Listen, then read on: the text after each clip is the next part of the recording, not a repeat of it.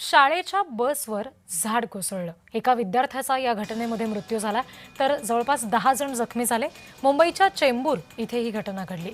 मुख्यमंत्री देवेंद्र फडणवीस यांनी सुद्धा या घटनेची माहिती घेतली। प्रकरणाची बीएमसी है ना, जिना जुना जो झाड़ है वो सब जाने दो। कितने लोग का जान लेने वाला है ये बड़ा बड़ा उधर भी है। हाँ, कितना बार एप्लीकेशन देना पड़ता है, वो लोग को मालूम नहीं होता है। 12-13 बच्चे थे तो झाड़ गिरा तो हम लोगों ने आवाज आया, उधर गया, कोई था नहीं। 2 जन सिक्योरिटी जाके कांच फोड़ा और बच्चे को बाहर निकाला।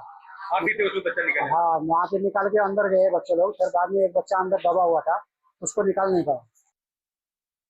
बीएमसीची जबाबदारी आहे की पाऊसच्या आधी त्यांनी पूर्ण जे आहे झाडे वाडे जे पब्लिक स्पेसेस मध्ये आहे ते छाटणी करण्याचे बीएमसी कॉन्ट्रॅक्ट पण काढतात आणि हे कॉन्ट्रॅक्ट काढल्यानंतर कॉन्ट्रॅक्टरवर जे आहे कारवाई करण्याची आणि जे अधिकारी आहे अधिकारी खालच्या लेवलचा असू द्या की वरच्या लेवलचा असू द्या खालपासून वरपर्यंत जे कोणी अधिकारी त्यांच्यावर कठोरचे कठोर शिक्षा व्हावी।